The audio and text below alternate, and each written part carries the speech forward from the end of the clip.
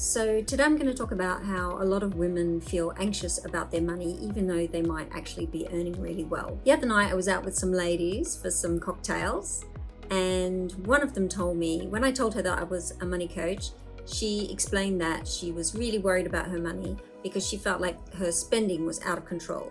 She earns really good money, she's got a very good job, a great career, she's really happy with that, but she feels like she spends too much. And a lot of people tell me that they feel like this, that they feel like their money is controlling them rather than they're controlling their money. You might have noticed sometimes when you go grocery shopping, if you're feeling really hungry, you end up spending a lot of money on rubbish. Chocolate bars, chips, candy, whatever your go-to evil thing is to buy, you're going to end up spending it because you're feeling hungry. Whereas if you go shopping after you've just had a normal meal, you're less tempted to buy those naughty things. Well, it's the same with money. When you're feeling really emotionally needed, you're more likely to overspend. And it could be anything that's triggering this. It might be that you're having a hard time at work and your boss has just yelled at you, so in your lunch hour you go shopping.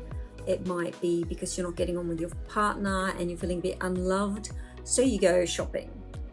It kind of stems back to when you were a child and your parents maybe bought you lots of really nice gifts and things for your birthday or for Christmas, or maybe you wish they had. And so as a result now, when you're feeling unhappy or emotionally needy in your life for whatever reason, your go-to is to spoil yourself, to buy yourself a little gift so that you start to feel better and you're like comforted by that spending. It's the same way as how some people sit in front of Netflix and binge eat ice cream all night to make themselves feel better when they've just had a breakup. Relationships are a really common cause of overspending, difficulties in your relationship. In France, they say you can live on love and fresh water. And what they mean by that is that when you're in love, you feel like you don't really need anything. You feel like you're not even that hungry. You don't feel like you need to spend anything. You're just so happy and loved up that everything's wonderful, and you don't feel the need to go spending or to do things that you would when you're feeling needy. And it's the same when you're feeling poor financially. You're more likely to make an emotional or poor decision regarding your finances if you're feeling hungry for money. If you're feeling like you haven't got enough and you're barely scraping by to pay the bills, that's when you're more likely to become a victim to some scam or get-rich-quick scheme or somebody who's trying to sell you a dodgy financial product. It's because you're feeling needy around money. When you're feeling relatively comfortable in your financial situation, you're more likely to take your time to analyze your investments or any prospective investment correctly, and you're less likely to be taken for a ride. Now, I'm not saying that you shouldn't go out and spend on something really nice. One of my favorite things is to go out with my girlfriend and have coffee in a really lovely cafe, and to buy, a nice coffee that is a bit of a luxury one, or to buy some really nice outfit that I've been thinking about for a while. But you can see that the difference there is that in one case you're thinking about it, planning ahead, you're in control of the situation, you know what you want to spend on and how much, versus impulse buying where you're feeling needy and sort of hungry in that way, and then you're just going out and you're spending an out of control amount and you're not looking at the bill. And then later, when you get the bill, you feel guilty, you feel angry at yourself for having done it again and being sucked in again, and you feel out of control of yourself.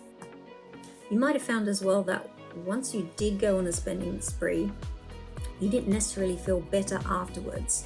In the moment, you felt good, but then afterwards comes the guilt and the anger at yourself for having spent so much.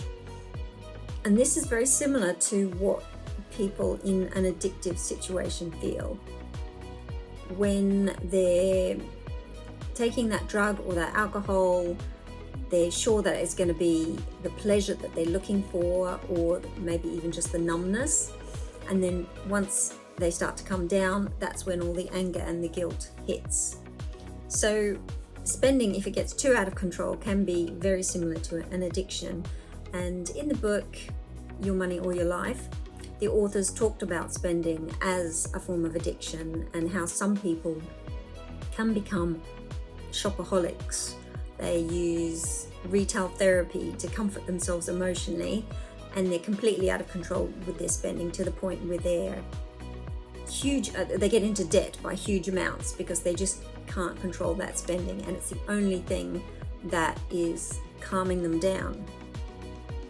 One trick I use to try and stop that impulse spending in the moment is that I just say to myself, okay, that looks interesting, that's tempting, but I'll come back and buy it tomorrow.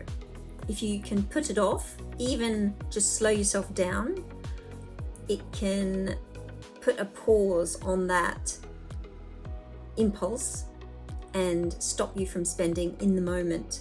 And then usually if you think about it and you think about it for a day, then by the next day you realized maybe it wasn't such a good idea.